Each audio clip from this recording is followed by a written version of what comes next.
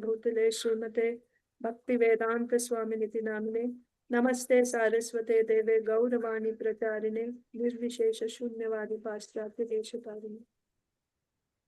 ओम नमो भगवते वासुदेवाय। ओम नमो भगवते वासुदेवाय। ओम नमो भगवते वासुदेवाय। ओम नमो भगवते वासुदेवाय। ओम नमो भगवते वासुदेवाय। ओम नमो भगवते वासुदेवाय। नारायणं नमस्कृत्य नरं चैव नरोत्तमं देवीं सरस्वतीं व्यासं ततो जयमुदीरयेत्। नष्टप्रायेष्व भद्रेषु नित्यं भागवत सेवया भगवत्युत्तमश्लोके भक्तिर्भवति नैष्टिकी। Hare Krishna Mataji, please accept my humble obeisance. Hare Krishna, dear devotees. Welcome to Srimad Bhagavatam class at ISKCON Philadelphia. Today we are going to discuss from Srimad Bhagavatam, Canto 3, Chapter 14, Pregnancy of Diti in the Evening, Text 19. I will recite 3 times and then all of you can take turns reciting the verse.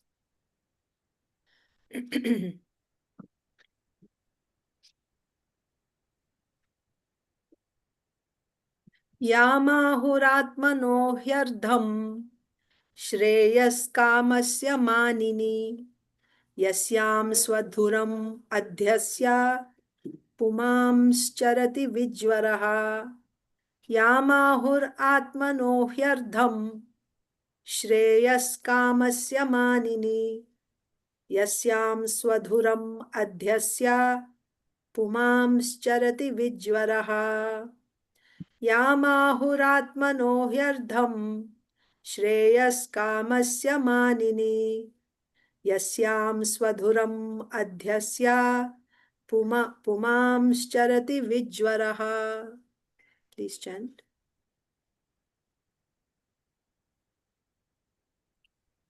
यामाहुर आत्मनो ह्यर्धं श्रेयस्कामस्य मानिनी यस्यां स्वधुरम् अध्यास्य पुमांश्चरति विज्वरः. Hare Krishna. Iyamahuratmano hi ardham Shreyas kamasya yamanini Yashyam sadhuram adhayasya Pumascharati vishvaraha. Hare Krishna. Hare Krishna. Yamahur atmano hi ardham Shreyas kamasya manini Yasya swaduram adhyasya Pumascharati vichvaraha. Hare Krishna. Anyone else? Okay. We'll do the word-to-word translation. Yam, the wife who. Ahuhu is said. Atmanaha, of the body. He, thus. Ardham, half. Shreyaha, welfare. Kamasya, of all desires. Manini, or respectful one. Yasyam, in whom. Swadhuram, all responsibilities. Adhyasya, entrusting. Puman, a man. Charati, moves. Vijwaraha, without anxiety.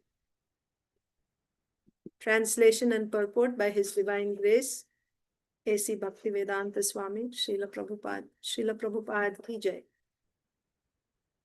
O respectful one, a wife is so helpful that she is called the better half of a man's body because of her sharing in all auspicious activities. A man can move without anxiety, entrusting all responsibilities to his wife. I'll read that again. O respectful one, a wife is so helpful that she is called the better half of a man's body because of her sharing in all auspicious activities. A man can move without anxiety, entrusting all responsibilities to his wife. Purport.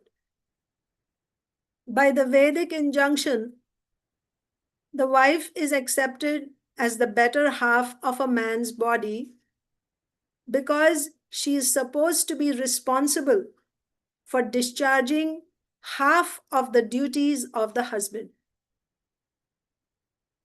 A family man has a responsibility to perform 5 kinds of sacrifices called Pancha Yagya in order to get relief from all kinds of unavoidable sinful reaction incurred in the course of his affairs. When a man becomes qualitatively like the cats and dogs, he forgets his duties in cultivating spiritual values, and thus he accepts his wife as a sense gratificatory agency. When the wife is accepted as a sense gratificatory agency, personal beauty is the main consideration. And as soon as there is a break in personal sense gratification, there is disruption or divorce. But when husband and wife aim at spiritual advancement by mutual cooperation,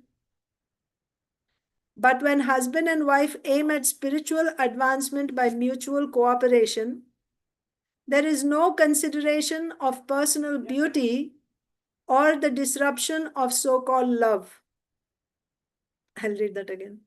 But when husband and wife aim at spiritual advancement by mutual cooperation, there is no consideration of personal beauty or the disruption of so-called love. In the material world, there is no question of love.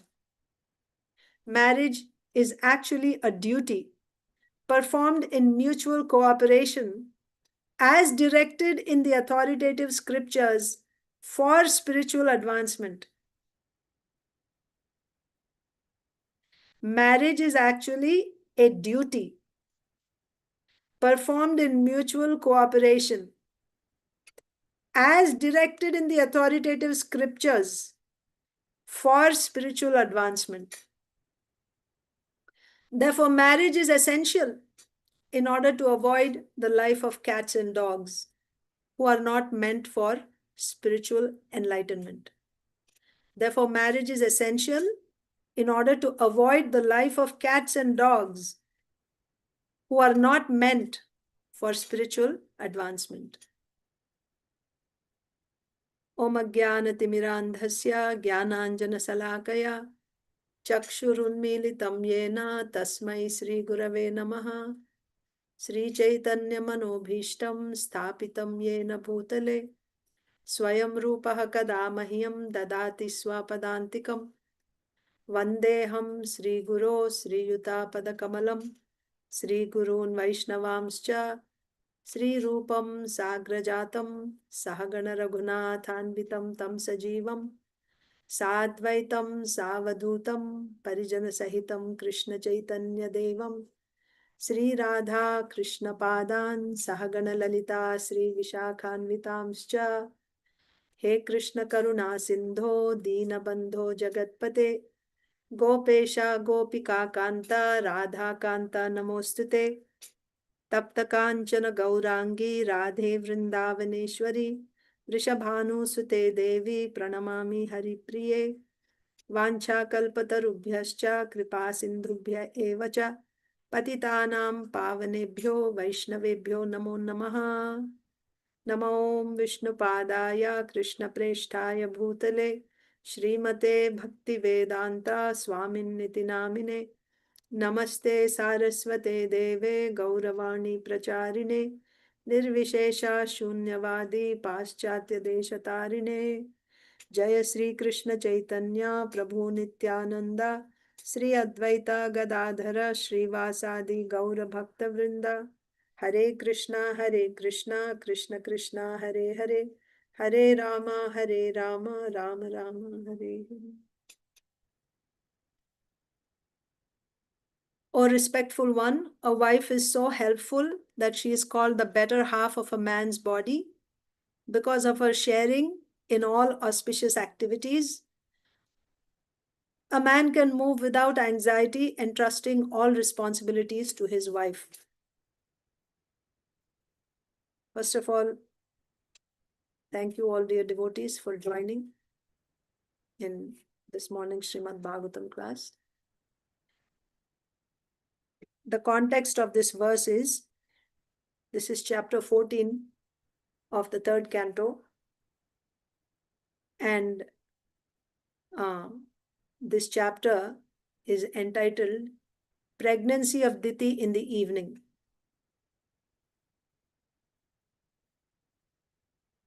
The context for this is we were talking about, this is the conversation between Maitreya Muni and Vidura. So Maitreya Muni was explaining creation. He was telling Padmakalpa stories. Padmakalpa, that particular day of Brahma, the first day of the 51st year of Brahma. So there, Maitreya Muni described, what do you say? Creation in Padmakalpa. So he was, so first of all, how Brahmaji meditated, and then how he got darshan of Garbhodakashayi Vishnu and all that. And then Brahmaji's creation started, and how he created the Kumaras, then Rudra, then the Prajapatis, then Manu. And then the Lord Brahmaji ordered Manu to go and increase population and go to the earth, and there you are the father of mankind, so you expand the human population. But then Manu couldn't find the earth, so then he told Brahmaji, there is no earth. So then Brahmaji was meditating on the Supreme Lord, wondering what happened, and Varahadev comes from his nostril. So this whole thing is being narrated by Maitreya Muni. And Varahadev appeared, and then Varahadev went into the Garbhodaka ocean, and there he saw Hiranyaksha. And then he fought with Hiranyaksha. Then he picked up the earth and came outside and placed her on the... No, he fought with Hiranyaksha is not said, because he sees Hiranyaksha. So the details of that fight are not given. Then the Lord picked up earth and brought her outside and, kept her in her place, and he went back after being glorified by the sages. So that was the end of the previous chapter.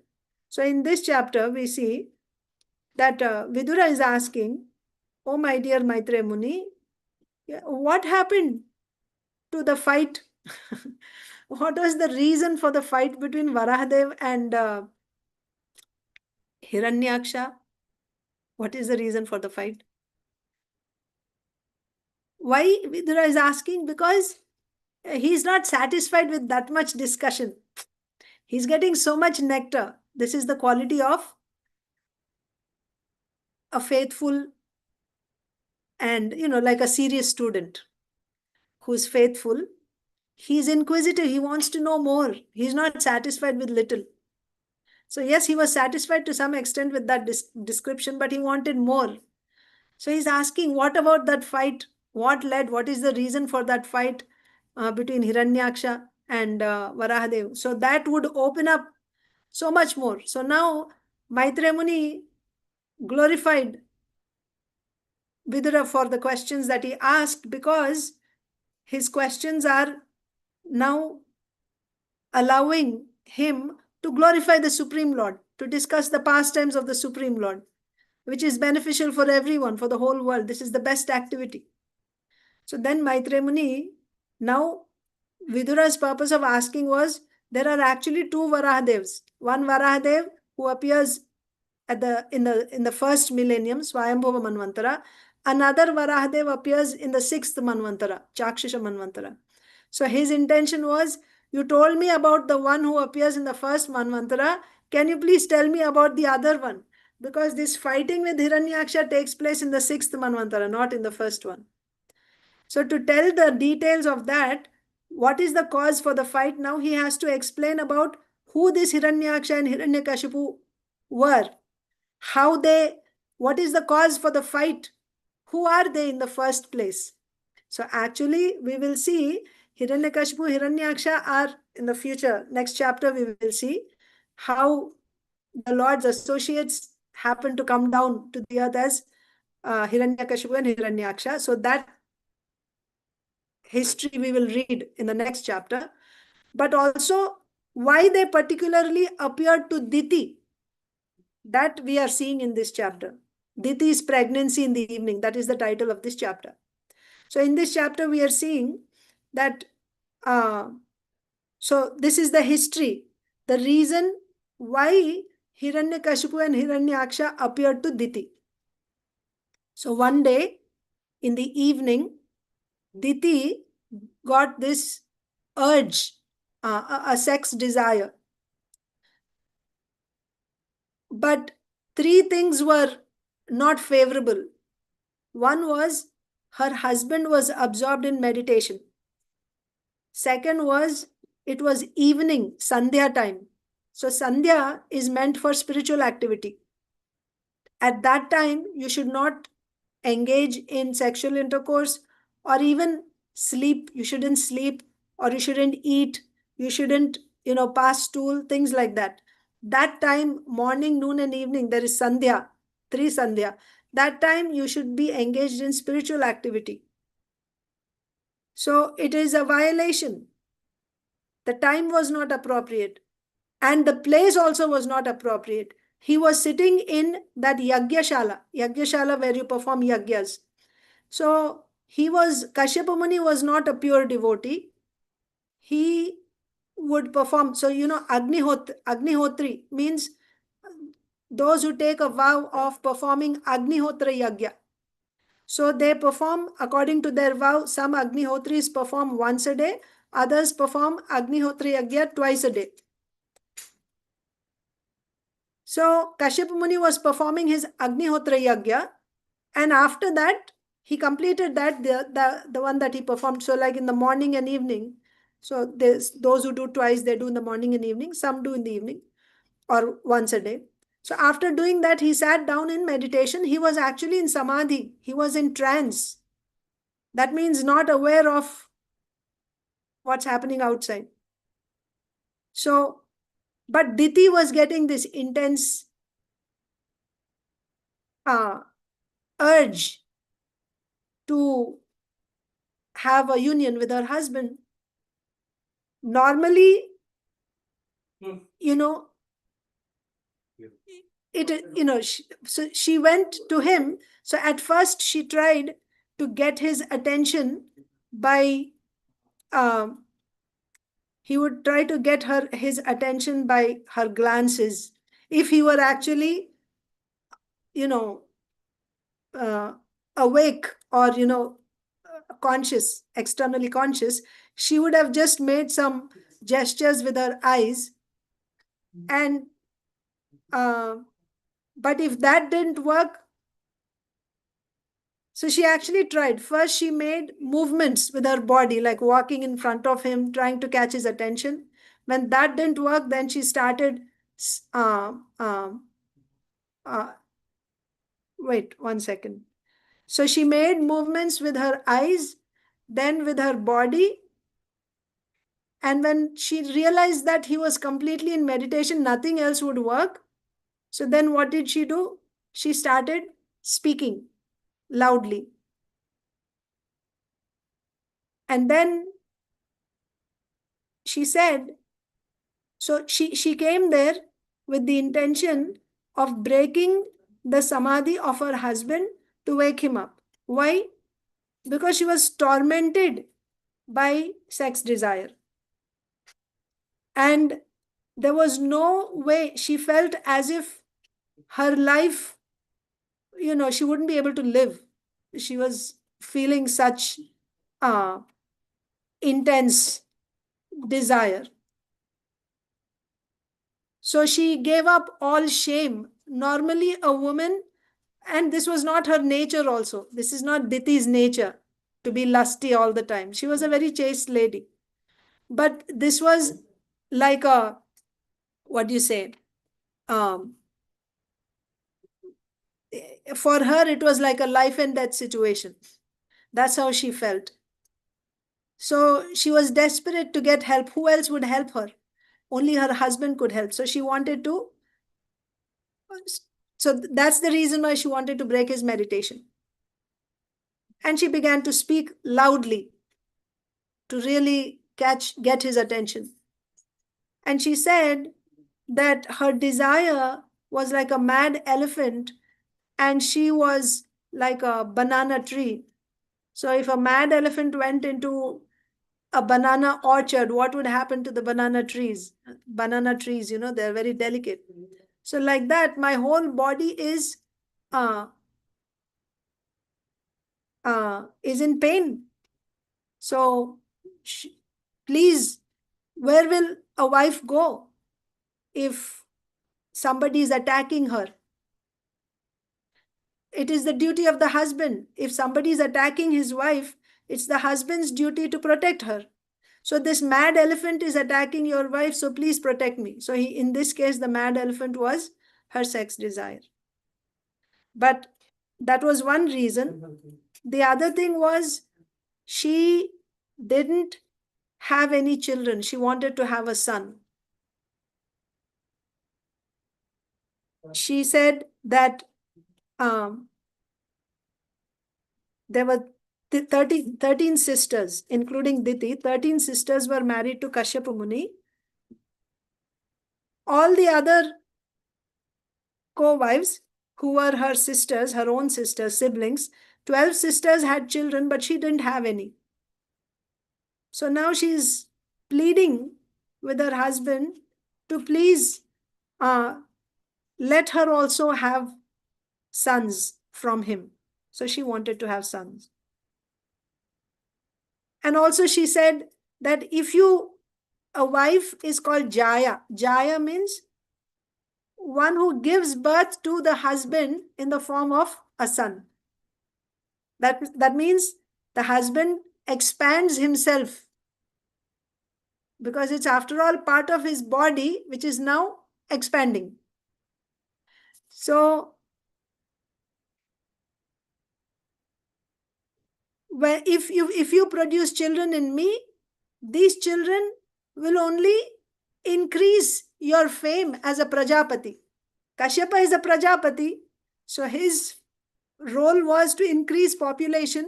So if you produce sons in me, this will actually increase your fame, your glory.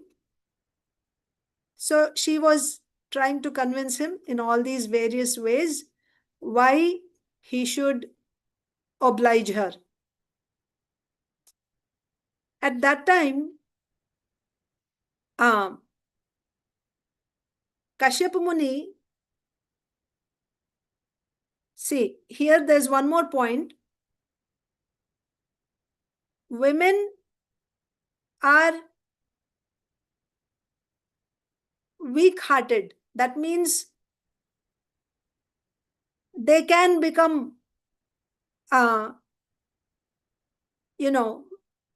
generally also we see they become tempted, right? You see nice jewelry, nice clothes, and nice house and furniture, and they become tempted normally. I'm saying in general, women in general, they like to go shopping and things like that. But so they want to have fun, right? They like to go to, programs, parties, dress up nicely, get together with their sisters and, with their friends and talk. They like to enjoy. So Shastra does not find fault with a woman because the body is made like that. When I say body, the gross body, subtle body, it is made in such a way. Of course, based on karma, we get that body. But when woman asks for this, Shastra doesn't find fault with her. Okay? But the man is supposed to be more intelligent. He is the one who's supposed to draw the line and say, no, this is the limit. If Kashyapa, and that is his role anyway, as a husband, he has that authority. So when Diti approached him, there was nothing wrong in her approaching her husband. And also, by the way, husband also has this, it is his duty when the wife approaches him with a desire to have children. The scripture says the husband must satisfy her. There is a time after her menstrual period. There is a time period within which if she united with her husband, there are good chances of her becoming pregnant and giving birth to a child. So therefore, after her, it is called Ritu Snanam, the bath that she takes after the menstrual cycle. After taking that bath, when she approaches her husband, he must actually satisfy her, and the purpose is to produce children. That's the whole purpose. We see in Shastra, in Srimad Bhagavatam, in different places, we see Kshatriya kings had many wives. So he would unite with different wives, but the whole purpose was, it was not sense enjoyment, it was not for pleasure. There was a reason behind that. When the wife would approach him, and after once she became pregnant, there is no union after that. He will, after she becomes pregnant, after she gives birth to the child also, Srila Prabhupada says for 6 months. Only when, she gets her regular period again, then when she's ready to become pregnant, then he will meet with her. This is Shastric injunction. That means there is nothing wrong with Diti approaching her husband in order to have a son. And Kashyap Muni, as a husband, it is his duty to fulfill her desire and give her sons. But the problem is the time and place. Place also could have been changed. They could have gone to some other place from Yagyashala. But the time cannot be changed. That time is not appropriate. So, Kashyap Muni should have actually very strongly said to Diti, like he should have forbidden her very strongly. Even Srila Vishwanath Chakravarti Thakur says he could have pretended, he could have feigned anger. What is this? How could you ask for such a thing at this time? This is not correct. This is not the right time. He should have been, that would have been very clear for Diti that, oh, this is not the right time. So she would have given up. It would have been easier for her to overcome that agitation. But instead, Kashyapa Muni was glorifying her. There's nothing wrong with the husbands glorifying the wife. It's good to encourage. But the time when she's doing something which is forbidden, to glorify her at that time is actually a great disservice. At that time, he should have very strongly said, no, not now. This is not the right time. But Kashyap Muni didn't do that. So the verses that we read, that we are reading today, that we will read tomorrow, and what we read yesterday, and the class before that, not yesterday, but the previous two classes, are all Kashyapa Muni's glorifications of Diti. He's, as a wife, he's glorifying how, a man, a wife is fulfilling, right? She is cooperating with the man in performing dharma, artha, kama. She fulfills. So when a man gets a good wife, he's actually inspired to do his duties properly. And when his material desires are satisfied, he can function, he can do his dharma nicely and ultimately give up those material desires, and together they can aspire for spiritual progress. They can actually work towards spiritual progress. That is the ashram system. Varna ashrama system is a very, very scientific system.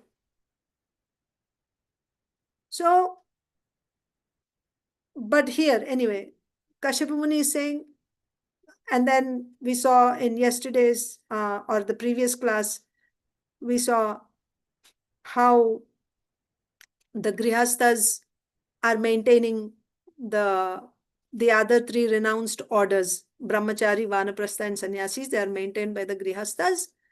So for the grihasthas to maintain like this, he should be doing his duties properly, he should be peaceful, and he should earn, right?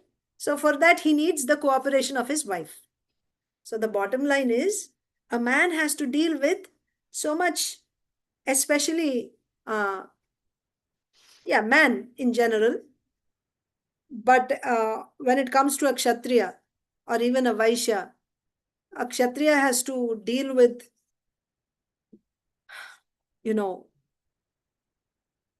big problems, fighting with the enemy, kings, administrative duties.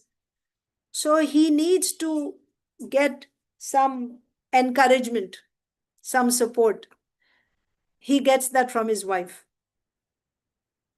And even for a Vaishya, when he wants, he has to earn, he's doing business and he has to earn. There also he needs support from his wife, because she's always glorifying him, supporting him, and in that way, advising him, providing food nice on time, like that. Bhojeshu mata, karaneshu mantri, shayaneshu rambha. So like this, she plays different roles.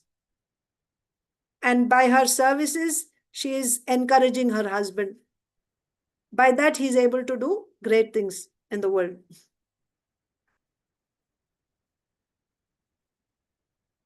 So in today's verse, we are seeing Kashyap Muni is saying that a wife is so helpful that she's called the better half of a man's body. Why is she called a better half of a man's body? Because of her sharing in all auspicious activities. One thing Srila Prabhupada says here is, so why is she called a better half? Because she is supposed to be responsible for discharging half of the duties of the husband. Sometimes, or quite often in today's world, we hear husbands feel that they are the ones who are doing all the hard work and they are the ones who are working hard. No doubt, they're working hard, dealing with the world. So that's why that point was said first. They have to deal with a lot of stress in the world outside. But that does not mean that the wife is not doing anything at home. She's simply sitting at home. She has nothing to do all day. That's a common thing that you hear. Oh, you are at home all day long. What do you have? You can do this, this is because you're just at home. But Shastra is saying, no, husband takes care of the duties outside the house and woman takes care of the responsibilities inside the house. So that way, both are actually sharing the burden of family life.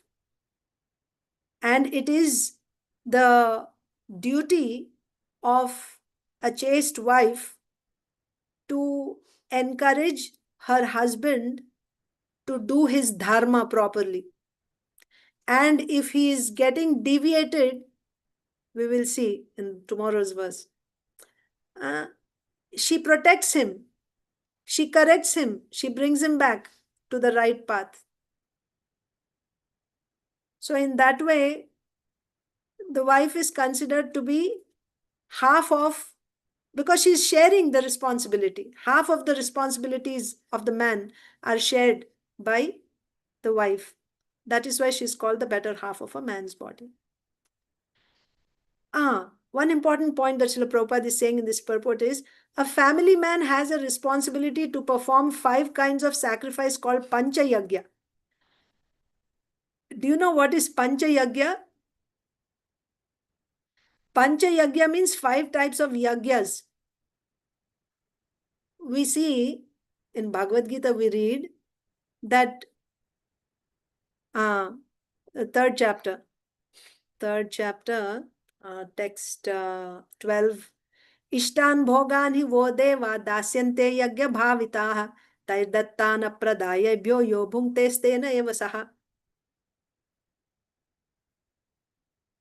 Here, Lord Krishna is saying that, so in the beginning of creation, the Lord sent demigods, human beings, and also yagya.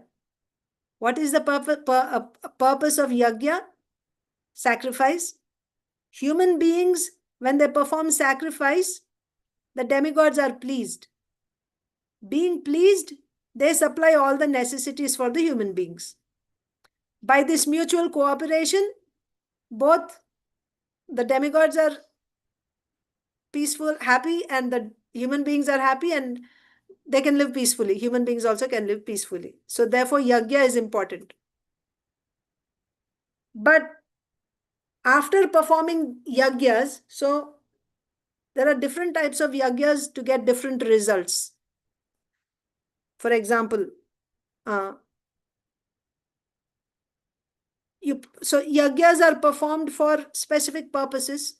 Let's say you want a son. So there's one yagya, S-O-N, son. You want a son. So putreshti kama yagya. If one who is desiring to have a son, he will perform this yagya.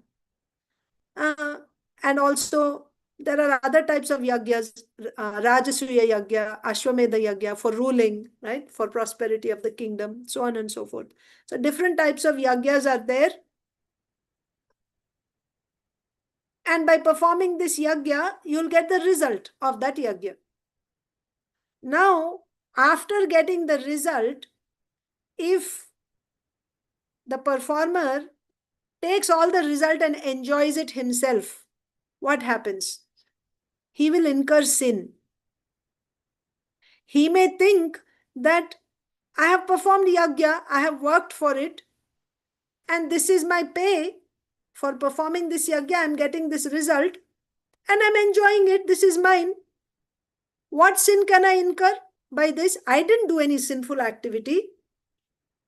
I didn't go and kill anyone or something. I didn't do any sinful activities.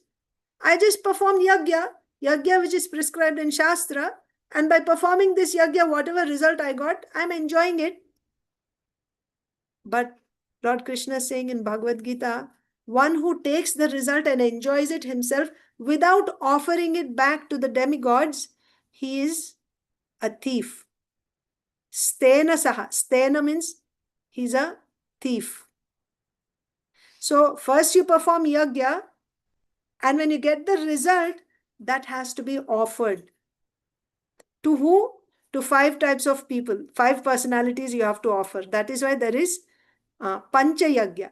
Pancha Yajna means the results of that yajna should be offered to 5 personalities. So these 5 yajnas are called Brahma Yajna, Deva Yajna, Pitri Yajna, Nri Yajna, Bhuta Yajna. What are the 5 yajnas? Brahma Yajna. Second is Deva Yajna. Third is Pitra Yajna. Fourth one is Nri, NR, for human beings. Nri Yajna. And fifth one is Bhuta Yajna. Bhuta means for all living entities. So how do you perform these yajnas? So by the way, this is karma. This is karma kand. Anyone? So you see, if one is not performing yajna, he is not doing karma. Karma means doing work as prescribed in Shastra, in the Vedas. If you're not doing your work if you're not living your life according to the guidelines of scripture, dharmena hina pashubhi samana. Without dharma, dharma is given where dharma is given in scriptures. If I'm not following dharma for, in the way I live, in the way I earn, the way I eat, I wear, I associate with people in society, if I'm not following dharma, dharma is given in scriptures, shastras. So if I'm not following dharma, shastra is only telling, then I am like an animal.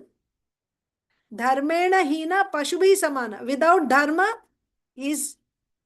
externally I may look like a human being with 2 hands and 2 legs and wearing clothes, but actually if I don't live according to dharma, I am as good as an animal. So one who is doing karma, he is a human being. If you're not doing karma according to Shastra, then you're not even human being. That means this injunction is for all human beings. The 5 types of yajna that have to be performed, this is meant for anyone who is doing karma. Karma means that which is enjoined in Shastra. And if I'm not doing karma, then I'm not even a human being. This is not for, certain class of people in society. This is for all human beings. Pancha Yajna is for all human beings. If you remember the transcendental diagram, let me see if I can share it with you quickly.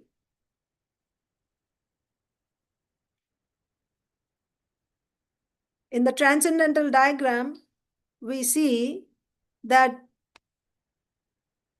there is karmis, and then there is here. Okay, let's take this one.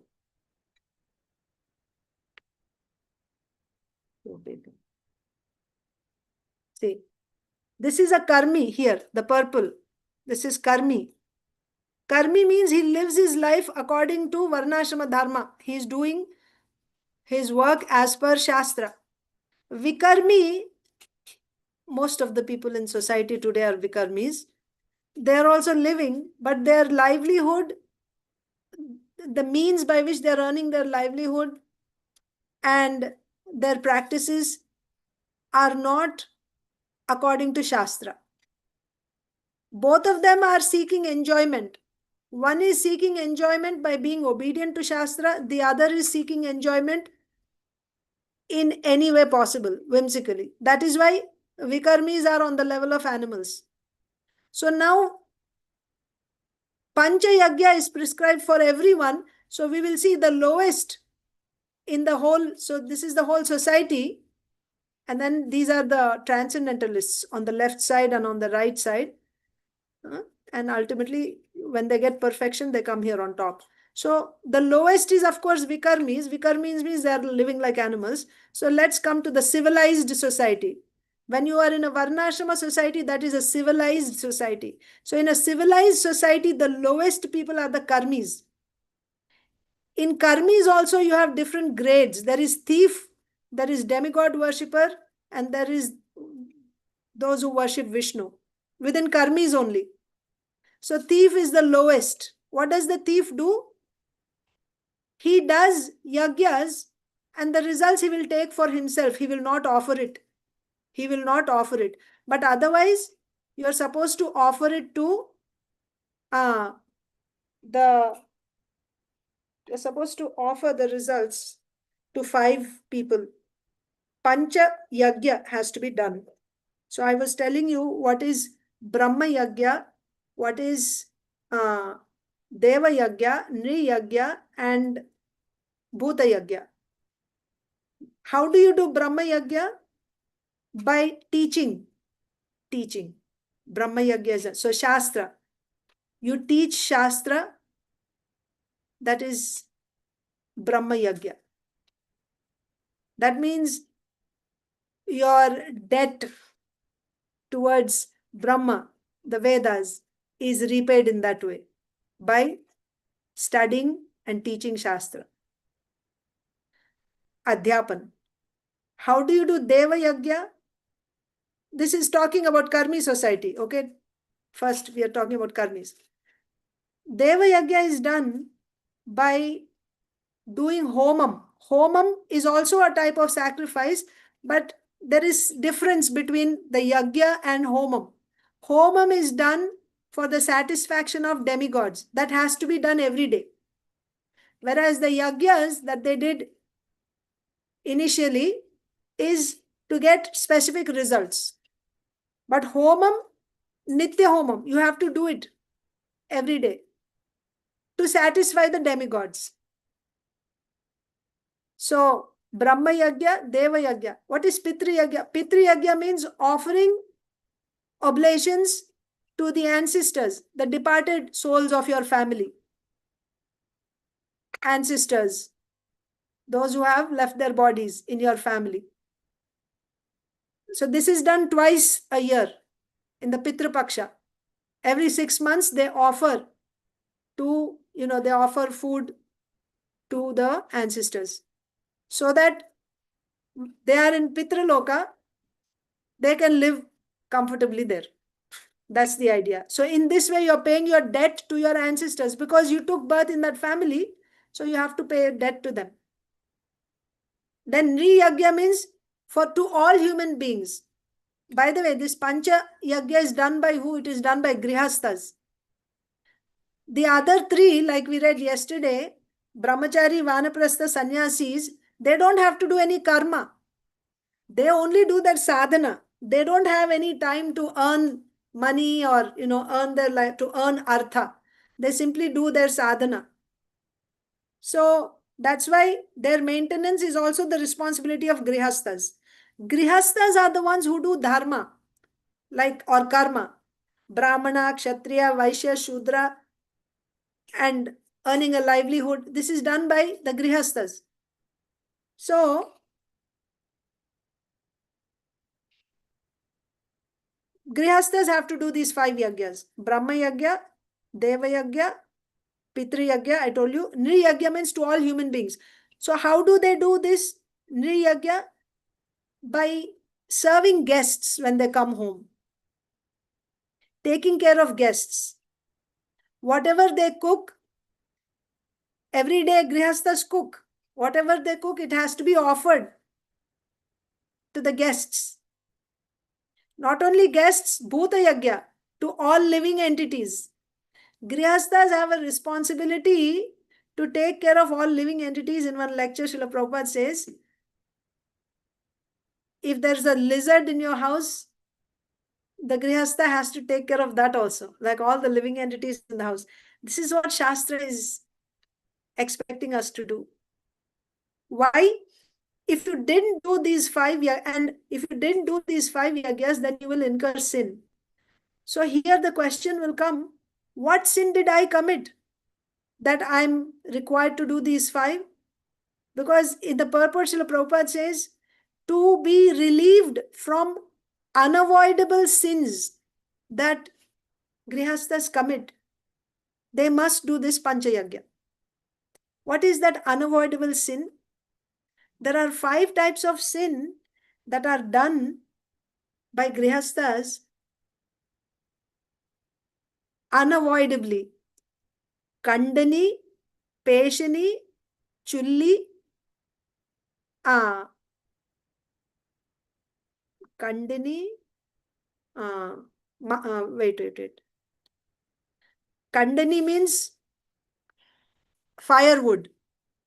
So, wait, let me check. There are 5 types of sins that one incurs. Just give me 1 second. I will just refer to it.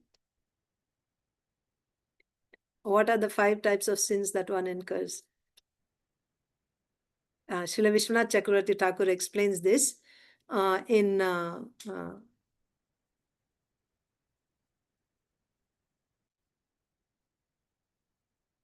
yeah. So Kandani, Peshani, Chulli, Udakumbi, Marjani. Okay. So Kandani means not firewood. Kandani means hand grinder. You make flour with a hand grinder with 2 stones, one on top of the other. Kandani. Peshani means you have a, like pestle and mortar, right? Like that. So you have a mortar and a pestle like that. So it's used for husking or sometimes, making some powders, masala powders like that, paste. So Kandini, Peshani, Chulli means stove where you cook. Udakumbi means a pot which is used for bringing water and for storing water. Udakumbi. And Marjani means broom. So when you are cooking, when you are grinding, when you are husking, when you are storing water or carrying water, and when you are sweeping the house, many insects get killed unknowingly. When you're cooking in the fire, some insects can fall. You don't even see them. When you are sweeping the house also, these 5 activities inevitably involve some kind of killing of living beings. Not only this, even your occupational duties. For example, a farmer, when he's plowing the field, so many insects, some animals, maybe rats or snakes, they get killed. So these things are unavoidable. So to become free from these unavoidable sins, one has to do these 5 yagyas. The message that we are supposed to learn from here is that whatever injunctions that the Shastra is giving us, what is Shastra expecting us to be, us to do?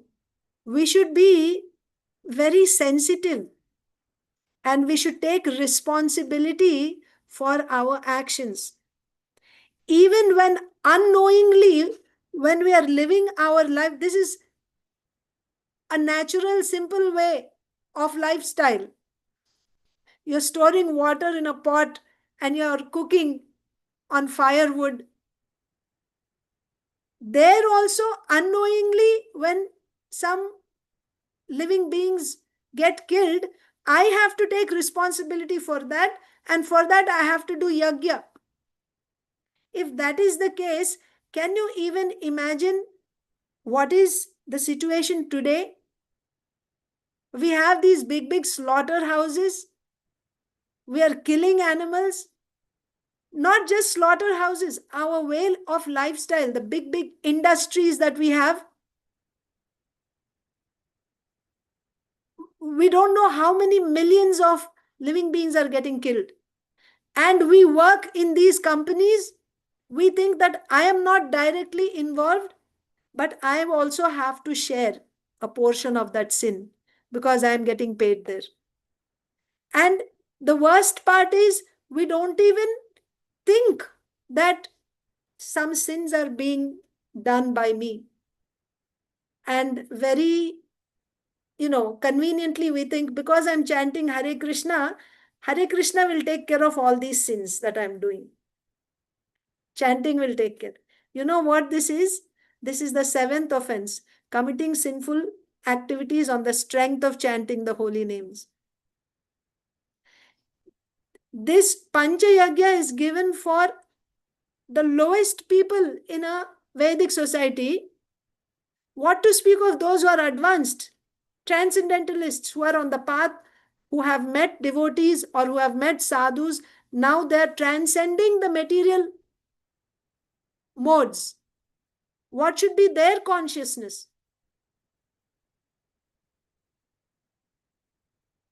So, devotees also, when you come to, once one becomes a pure devotee, of course, he is not obliged to do any yagyas. Somebody who has taken full shelter of the Lord, chanting Hare Krishna Mahamantra, let's say 24 hours, or other forms of devotional service he's doing all the time, he has surrendered 100% to the Supreme Lord, even then he will not commit any sinful activities, because sinful activities have to be given up even in the lower stages. Shastra never allows us to do sinful activities. But accidentally, unknowingly, if some sin has happened, you don't have to atone for it separately. By doing your devotional service 24 hours, that takes care of all that. You don't have to worry about it. That's there. But am I there now? Anyabhilashita shunyam jnana karmadhyanavritam anukulyena krishnaanushīlanam. Am I doing devotional service 24/7 simply for the pleasure of Krishna? If I'm not there, then I am required to do these 5 yagyas. But at the same time, after coming in the association of devotees, we should not do any activity which is against the principle of pure devotional service. Worshipping the demigods is against the principle of pure devotional service. So we are not expected to worship the demigods or do any activity which is breaking the principle of pure devotional service. Then what should we do? These 5 yagyas should be done even by the devotees who have not yet entered into pure devotional service, but they should be done in a devotional way. For example, when you say Brahma Yagya, what should you do? You should study and teach Bhakti Shastras. Like Bhagavad Gita, Srimad Bhagavatam, you study, you hear and you teach. That's your Brahma Yagya. Deva Yagya means you worship the Supreme Personality of Godhead. You offer whatever you could, you offer to the Supreme Lord. That takes care of offering to the demigods. You have to offer. You cannot simply enjoy whatever you get. It has to be offered to the Supreme Lord. And if in certain cases, even if you are, you have to worship the demigods, let's say, in that case also, you have to see the demigods as the vibhutis of the Supreme Lord. That means you should see the connection. Even though you're offering to the demigod, you're offering it to the Supreme Lord. This demigod is simply an extension, right? He's an expansion. The demigod is there because of the potency of the Supreme Lord. So with that sense, even if, for example, sometimes if you're in a family, just to keep everyone else peaceful, if you have to do some demigod worship, what should be your consciousness? Your worship, you're seeing that demigod as a vibhuti of Krishna, and that's how you worship, even if you have to do that. So third one is done, Brahma Yagya, Deva Yagya. Second one is done, Pitri Yagya, ancestors. How do you worship your ancestors? You have to offer Krishna Prasadam to the ancestors, expressing your gratitude, because I appeared in this family and now I got this opportunity. I got this body coming in this line, and with this body, and now I'm able to render devotional service. I'm expressing my gratitude to my ancestors. What type of gratitude? Let them also become devotees. So you offer Krishna Prasad to the ancestors. Krishna's garland flower you go and offer. Krishna's Mahaprasad you offer. That is the way of doing Pitri Yagya for devotees. And then Nri Yagya. Nri Yagya means serving guests. So when guests come home, you serve them Krishna Prasadam. How do you spell Mataji Dhatanya? Nriyagya, N-R, N-R-I. Okay. N-R, Nriyagya. So human beings. So yes, you have to host and you invite devotees and you feed them, serve them, and also other people also, people in general also, you feed them Krishna Prasad. Finally, Bhuta Yagya, taking care of all living entities. How do devotees serve all living entities? By seeing that Paramatma is present in all living entities. This is Bhuta Daya. This is essential. Seeing that every living entity has Paramatma in his heart. With that intention, you are serving all living entities. So this is how devotees do Bhuta Yagya. So these 5 types of yagyas are essential. If we don't do these yagyas, then we will incur sin. And if we incur sin, what will happen? We will go to hell. This is the Shastric injunction. So we should endeavor to do pure devotional service as much as possible. And the time when you're not able to do, what are you doing at that time? You're doing karma. Then for that karma, you have to offer that to all these personalities. All these personalities means ultimately you're offering to Krishna only, but in these 5 ways you're doing it. If you're a grihastha, you're serving guests, and then you are offering to the ancestors also Krishna Prasadam, and you're studying scripture, Bhagavatam, Bhagavad Gita you're doing. And living entities, you're taking care of offering food to the living entities, Krishna Prasad you're offering. You're seeing them as, what do you say?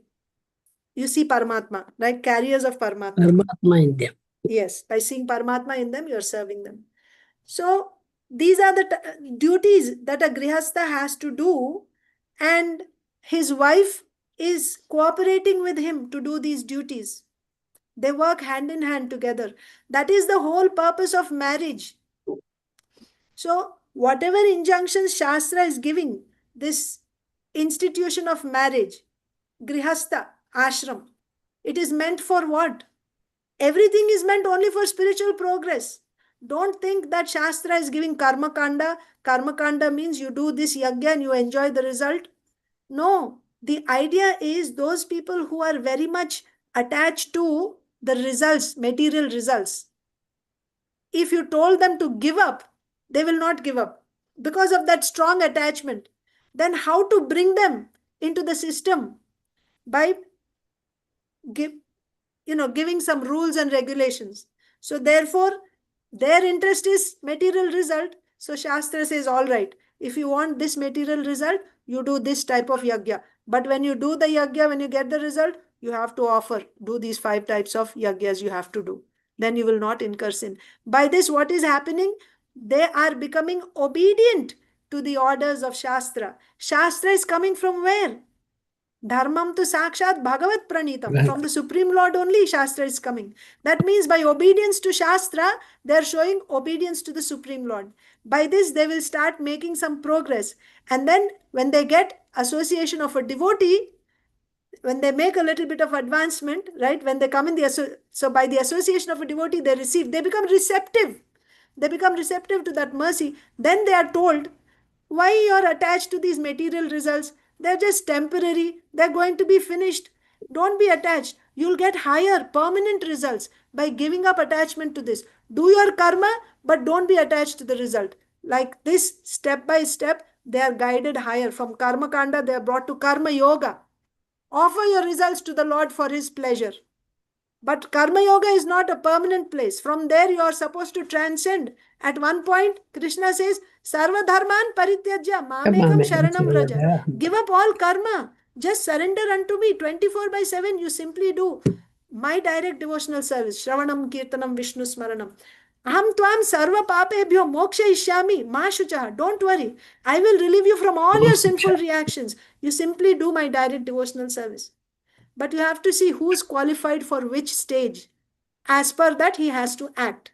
So the point is, marriage institution, which is part of Varnashrama, is also meant for spiritual progress. It is not meant for sense gratification. But nowadays, the problem is because we are not accepting Shastric injunctions. Even after taking to devotional service, we make them separate. Devotional life means I have to chant my 16 rounds. Material life, I can do anything. There is no regulation for my material life. There is no, rules and regulations. Who's making rules and regulations? Rules and regulations also should come Shastra. from Shastra. Shastra. Is the government making rules and regulations based on Shastra from Manusmriti? No. So then sinful reactions will come. Sinful reactions will come and we'll have to suffer for that. So therefore, material life also has to be organized. If it is not organized, that is why we see what is Prabhupada saying in the purport. You get married for the sake of sense gratification. You see your wife as an object of sense gratification. I want a beautiful wife. Then after some time, when she gives birth to a child, she becomes fat and all that. Now you're not attracted to her anymore. Now you look for another young, beautiful lady to marry. And you're devotee also. You're chanting 16 rounds. Will this work? You won't make progress in spiritual life. If you're thinking my material life has got nothing to do with my spiritual life, materially I can do whatever I like, and I'm chanting Hare Krishna 16 rounds, this is going to take care of all my material problems and, whatever I do, chalega. It won't. That's just one example. Marriage is one example.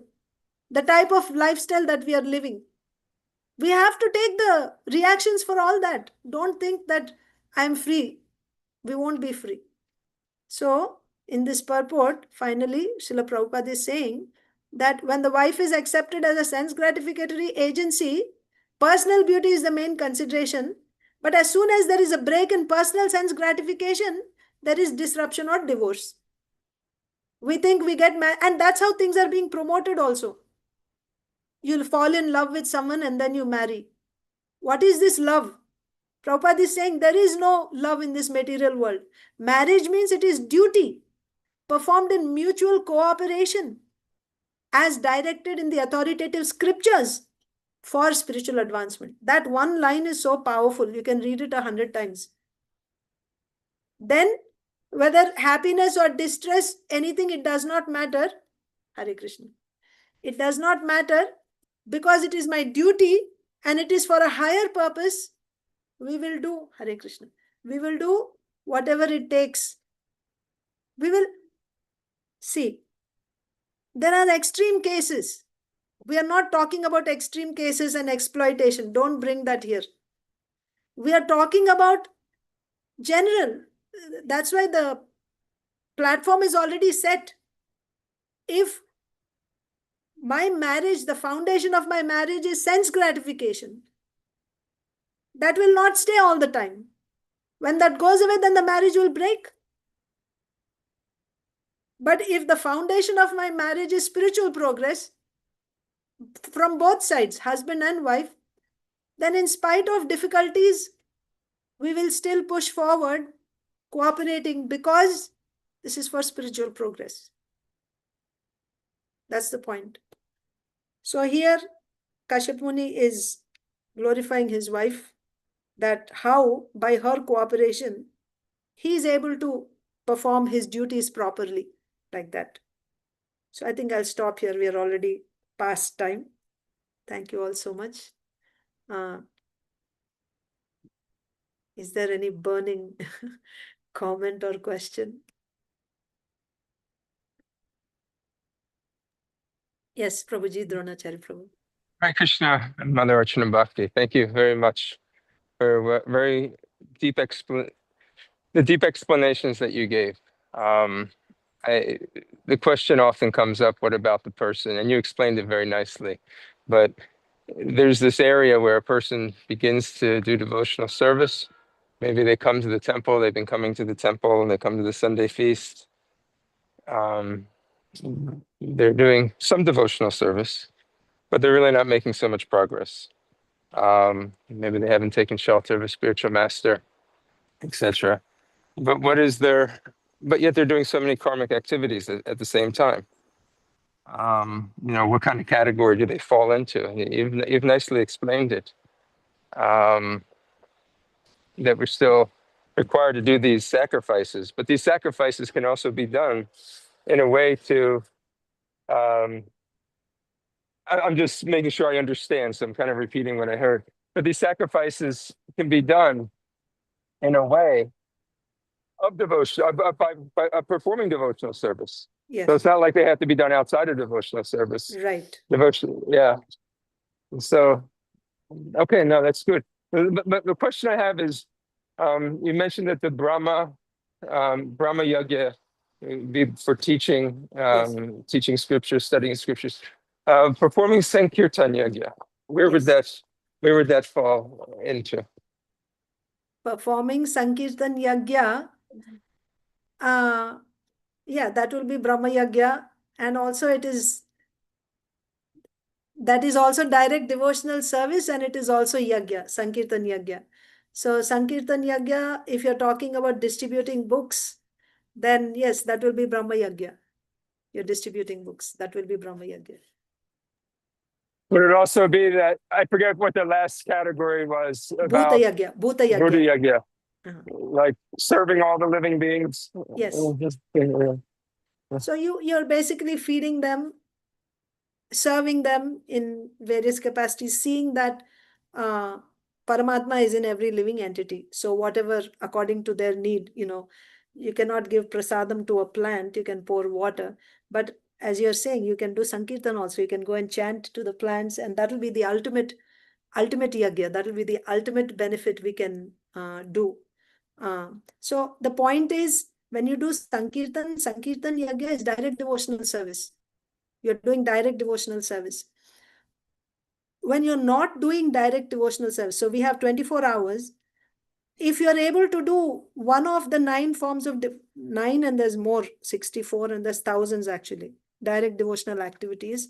If you can fill up your time with only those activities, then that's a pure devotee already. Then he's not required to do any karma. So when you're not able to do that, for whatever, that's the thing. Our endeavor is to increase doing direct devotional activities as much as possible, either with our body, mind, or words, as much as possible. But because we don't have faith, we are not able to meet that standard. We keep falling down. We try to do a little bit and then we go back to karma. So the karma that I'm doing, that karma, the result of that karma has to be offered. So if I work and I'm earning some money, that money has to be offered. So if you're offering all your money in the service of the Lord directly, no problem. Then you're not required, because you're offering everything. But whatever you're going to take for yourself to enjoy, before you accept it, you make sure you share it with all these. How do you share it? In a Krishna conscious way, we do it. So in a Krishna conscious way means you'll offer it to the deity of the Lord. And, so that means you have debts from all these. So in that case, but you do it in a Krishna conscious way. You have to offer it to the ancestors, to the Supreme Lord. And then you have to do, Shastra, studying and distributing, and to the living entities and to the human beings. Human beings are taken as a separate category. All living entities, that means all, plants, animals, and all living entities, but also to human beings, that is guest services, feeding them. But if we see as devotees, everything is done in a Krishna conscious way. You're giving Krishna prasadam, you're giving the holy name, you're giving the books, Bhagavad Gita, so on and so forth, with what you have earned by doing karma. The result of that you're spending in a Krishna conscious way to satisfy these, like that.